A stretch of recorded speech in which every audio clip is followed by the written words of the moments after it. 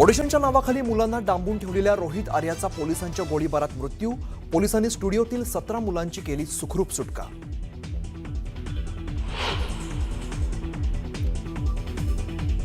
स्वच्छता मॉनिटर अभियानावरून रोहित आर्याने दीपक केसरकर शिक्षण मंत्री असताना केलेलं उपोषण। सरकारने पैसे थकवल्याचा आर्याने केला होता आरोप, तर केसरकरांनी आरोप फेटाळले।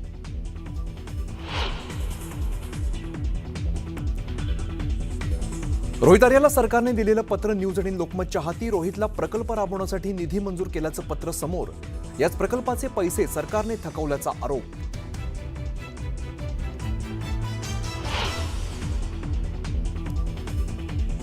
सहाय्यक पोलीस निरीक्षक अमोल वाघमारेंनी आरोपी रोहित आर्याचा एन्काउंटर केल्याची माहिती। अमोल वाघमारे पवई पोलीस स्टेशनमध्ये कार्यरत।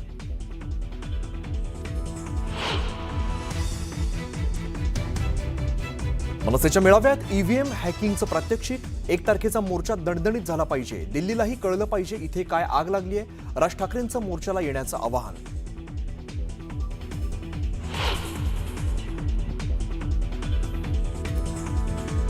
शिवरायांच्या किल्ल्यांवरती नमो टुरिझम सेंटर उभारली तर फोडणार, राज ठाकरेंचा इशारा। मुख्यमंत्री पदासाठी किती लाचारी करणार, राज ठाकरेंची एकनाथ शिंदेंवरती टीका।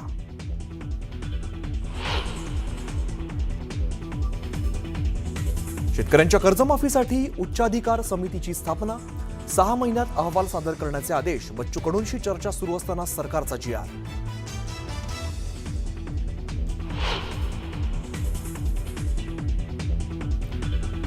सरकारनं शेतकऱ्यांना फसवं पॅकेज दिलं। काँग्रेस प्रवक्ते बालाजी गाडे पाटील यांचा आरोप। तर शेतकऱ्यांनी सत्तेत बसवलं त्यांची चेष्टा करणार नाही, भाजप नेते मधू चव्हाणांनी दिला शब्द।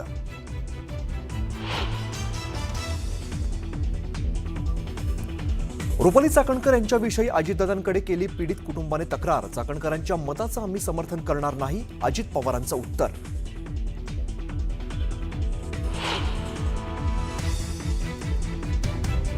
पुण्यातील जैन बोर्डिंग जमीन व्यवहार अखेर रद्द। ट्रस्ट आणि गोखले बिल्डर यांच्यातला जमीन व्यवहार धर्मदाय आयुक्तांनी रद्द केल्याचे दिले आदेश।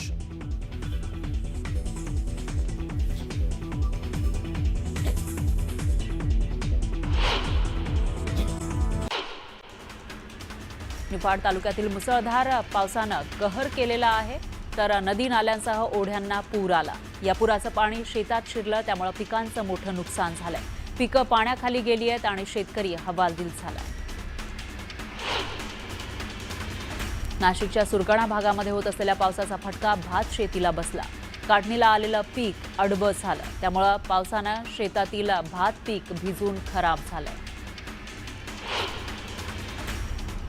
नांदेड जिल्ह्यामध्ये सकाळपासूनच मुसळधार पावसानं हजेरी लावली आहे। हदगाव तालुक्यामध्ये ढगफुटीसारखा पाऊस झाला, त्यामुळे नदी नाल्यांना पूर आला।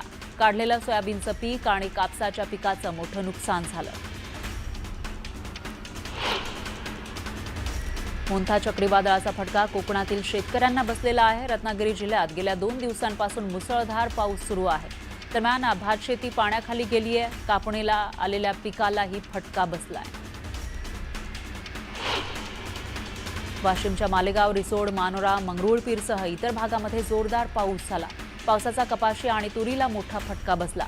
2 दिवसांपासून सुरू असलेल्या पावसामुळे शेतकऱ्यांची चिंता वाढली। धुळे जिल्ह्यामध्ये पावसाचा पिकांना मोठा फटका बसलेला आहे। जिल्ह्यातील 48,000 हेक्टर क्षेत्र बाधित झालंय। दरम्यान जिल्ह्यामध्ये कृषी विभागातर्फे पंचनामे सुरू आहेत। संपूर्ण पंचनामे झाल्यानंतर अंतिम अहवाल प्रशासनाला सादर केला जाणार आहे। कृषी विभागानं ही माहिती दिली आहे। गडचिरोली जिल्ह्याच्या दक्षिण भागात पावसाचा फटका बसलेला आहे। पावसामुळे उभं पीक नष्ट झालं, त्यामुळे शेतकऱ्यांचं मोठं नुकसान झालंय। तातडीनं पंचनामे करून नुकसान भरपाई द्यावी अशी मागणी शेतकऱ्यांनी केली आहे। रत्नागिरी जिल्ह्यातल्या लोटे MIDC मधील कंपन्यांमधून रासायनिक सांडपाणी थेट नदीत सोडलं गेलंय, त्यामुळे सोनपात्रा नदीचं पाणी दूषित झालं आहे आणि पाण्याचा रंग बदललाय। रासायनिक सांडपाण्यामुळे पाण्याचा उग्र वास येऊ लागलाय, त्यामुळे कोतवाली गावातील ग्रामस्थांनी संताप व्यक्त केला। हिंगोली जिल्ह्यामध्ये अवैध रेती, मटका, जुगार अशा अवैध धंद्यांमध्ये वाढ होतीये, त्यामुळे वाळू माफिया आणि गुंडांवर कारवाई करण्याची मागणी भाजपनं केली आहे। जिल्हाधिकारी आणि पोलीस अधीक्षकांकडे याबाबत निवेदन देण्यात आलं।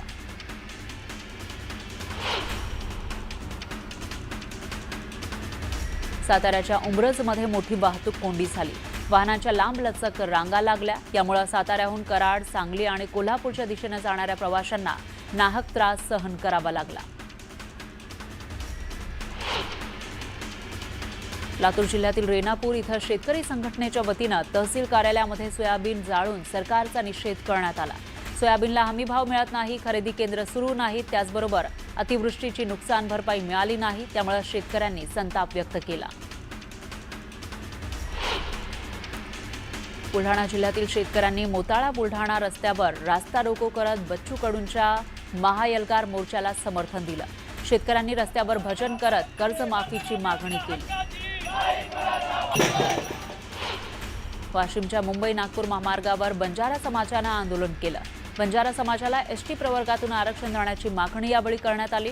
तर बंजारा समाजाला दिलेलं आश्वासन पूर्ण न केल्यास तीव्र आंदोलनाचा इशारा दिला. यानंतर एक ब्रेकिंग न्यूज आहे. अंतर्गत रस्त्याच्या स्थगितीचा वाद धाराशिवमध्ये पाहायला मिळाला आहे. तर नवीन वळण या वादाला मिळालंय. रस्त्याच्या टेंडर प्रक्रियेमध्ये अनियमितता झाली, त्याची SIT चौकशी करा अशी मागणी राष्ट्रवादीचे शिक्षक आमदार विक्रम काळेंनी केली आहे. तर विक्रम काळे यांच्या मागणीनं महायुतीमध्ये वाद वाढलाय.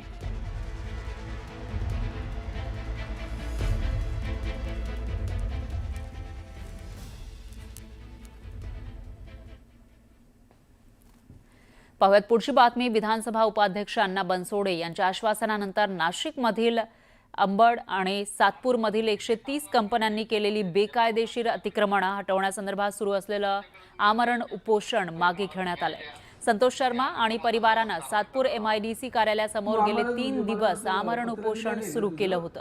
अतिक्रमणाकडे दुर्लक्ष करणाऱ्या भ्रष्ट अधिकारी यांची लिखित चौकशी व्हावी अशी मागणी शर्मा यांनी केली. जेवढे लोक उपोषणाला बसले त्या लोकांनाही बोलवतो, पण माझी एक विनंती आहे, तू आजच्या आज उपोषण सोड. यानंतर पुन्हा घेऊयात बातम्यांचा वेगवान आढावा.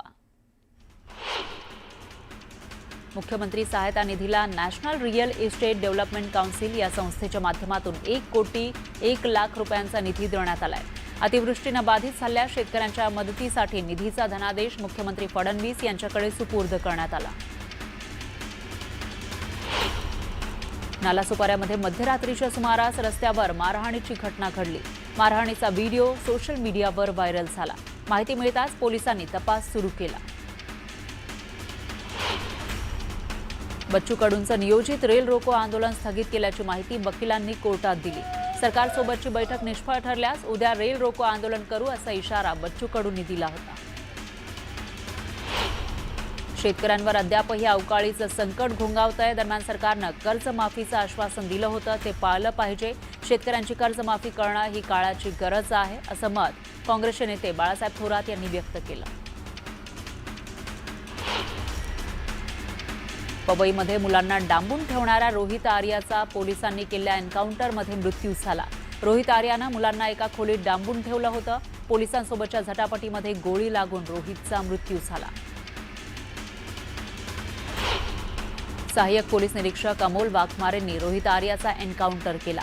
अमोल वाघमारे पवई पोलीस ठाण्यामध्ये कार्यरत आहेत. सहाय्यक पोलीस निरीक्षक वाघमारेंनी केलेल्या गोळीबारात आरोपी आर्याचा एन्काउंटर झाला.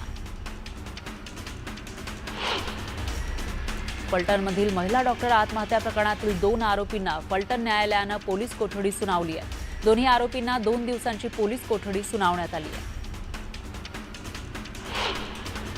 फलटणमध्ये आत्महत्या केलेल्या महिला डॉक्टरच्या कुटुंबियांशी उद्धव ठाकरेंनी सुषमा अंधारे यांच्या फोनवरून संवाद साधला. न्यायाच्या लढाईत तुमच्या सोबत असल्याची ग्वाही उद्धव ठाकरेंनी पीडित कुटुंबाला दिली. मनसेच्या मेळाव्यात EVM हॅकिंगचं प्रात्यक्षिक दाखवण्यात आलं. मतचोरी झाल्याचा आरोप करत EVMकडे दुर्लक्ष करून चालणार नाही असं वक्तव्य यावेळी राज ठाकरेंनी केलं. लोक मनसेला मतदान करतात, मात्र EVMच्या भानगडीमुळे आपला पराभव झाला असं म्हणत राज ठाकरेंनी सरकारवर आरोप केले. मतदार याद्या स्वच्छ करा आणि त्यानंतरच निवडणुका घ्या असं राज ठाकरे म्हणाले.